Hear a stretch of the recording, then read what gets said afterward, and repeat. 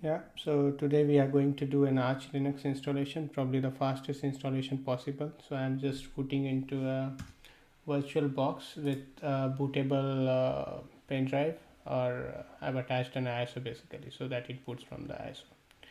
Yeah, so it's booting up, sure, and I just want to get rid of this top bar. Yep. So the application or the Arch Linux installation environment has booted up, and since I'm on a virtual box, I really don't need to connect to any wireless or anything. But if you are doing it on your fresh machine and not on a virtual box, you need to use this utility which is called IWCTL and just hit enter.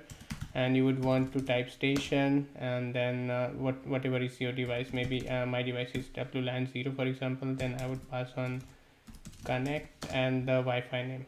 So in my case, for example, this is going to be MK 135 gigahertz kind of, and then I would press enter and pass on my password and stuff, and then it would connect to Wi-Fi. But I would skip that for now.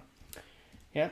So I would clean that up, and what I would do is to make it a fastest Arch Linux installer is by using one of the scripts which are available on GitHub. Let me just take you to the GitHub page. This is the not this one. This one is the page for Arch Fast Installer, which you could just do by fetching up the Arch Fast Installer using a curl command and by executing it by shfi. So we would do the same here. So I would do curl -l archfi dot sf dot net /archfi and output it into an archfi file.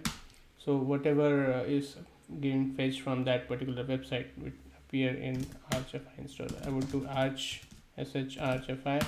It would launch an uncurses GUI application which will allow or help me to install the Arch Linux. I would pick the English language there. Then I would choose the keyboard, which in my case I would pick US keyboard layout.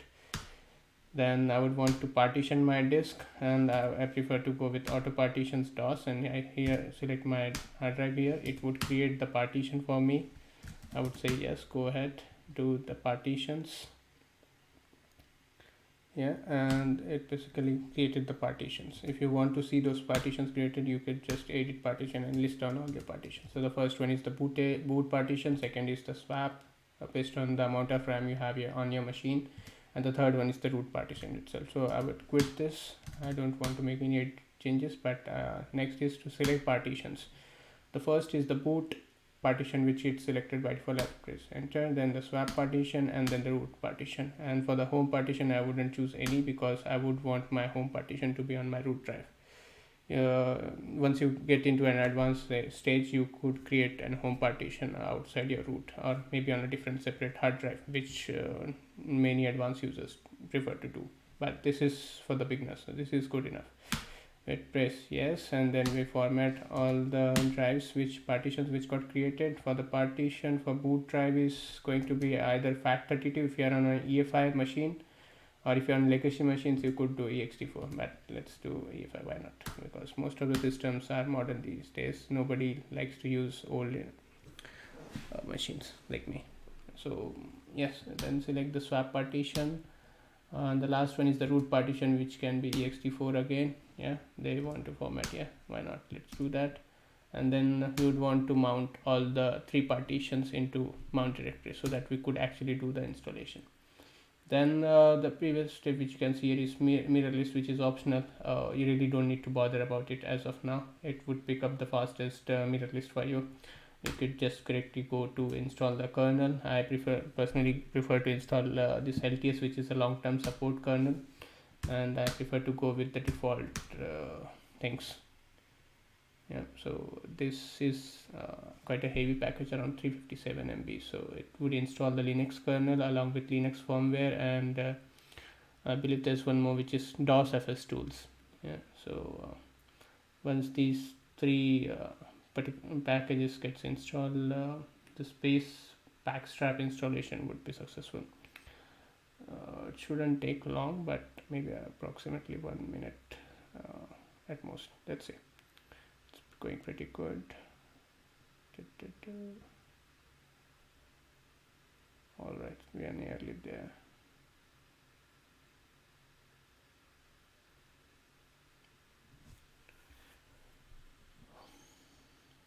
Yeah, it's updating the module dependencies.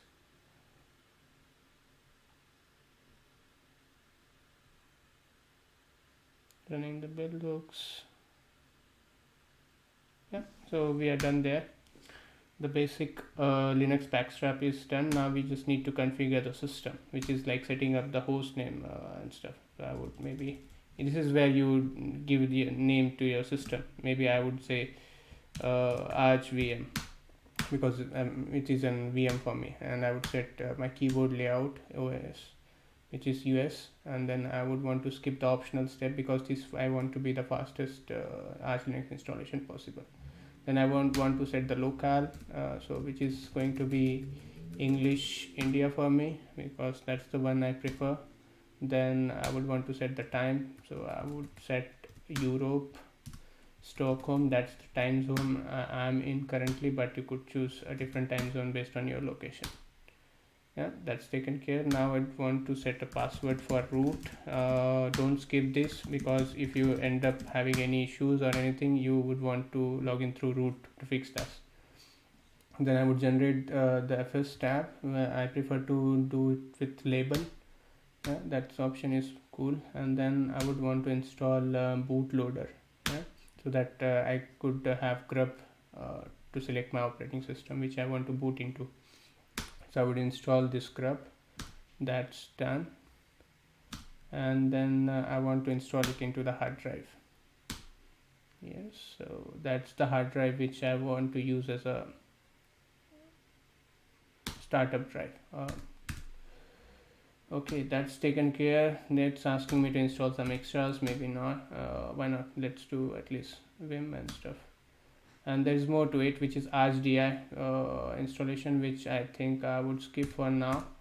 I would just, or maybe, yeah, let's install at least network manager and stuff, so that when you boot up you have Wi-Fi connected. That's something which is like pretty necessary, I believe. You could install EI, or I think this would increase the installation by a little, but yeah, these are like very basic things which are needed into a Arch Linux installation. So let's do that.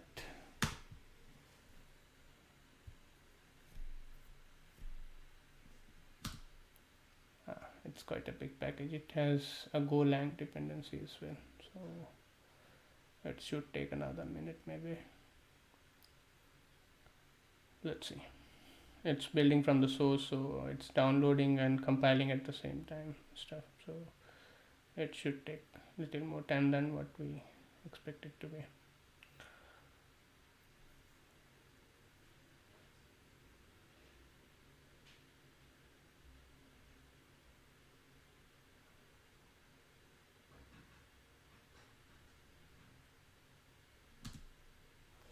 Alright, that's done. Then we could upgrade just to sync our package database. Yeah, and then same with Pacman, so that we have synchronized there as well. And update keyring, which we should do. Yeah, that's done. And I could just hit back, install. I really don't want to install any additional applications, but I want to do config, maybe the systemd part here. Oh, not that one. So the services which I want to enable, maybe before that I would want to install those services. Let me go back.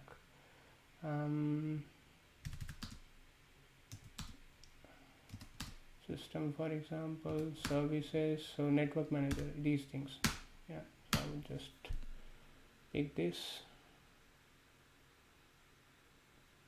Yeah, while that is taken care, it will enable the network manager, DHCP/CD, SSHD, cronny for cron jobs, numlock. Yeah, why not? Let it get enabled. Yeah, so this is pretty much it. If you want to install desktop display managers or desktop environment, you could do that from here. Like you could install any package display desktop manager from here, like GNOME, KDE, except CE, Cinnamon, etc. But I would want to skip that's not part of a basic Arch Linux installation. So that's it, guys. I think we are done there. Let's try to reboot this system and let's see if it actually boots. Yeah, I would hit okay, I should have removed the boot drive from here. Let me power this off and then hit settings, storage, and remove this disk. And if I start it now,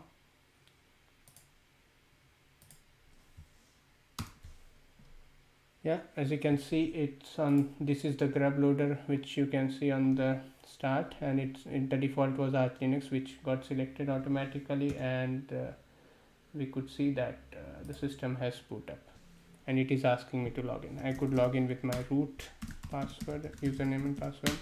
I'm just logged in, and what I would do, the first thing I would do is to install Git so that I could clone the package or the repository wherever I want to clone from, and then just run. Maybe that's for another video. But as you can see, this is like a basic Arch Linux installation with with the kernel LTS. Yeah. So thanks for watching, and I hope it would help you to install Arch Linux.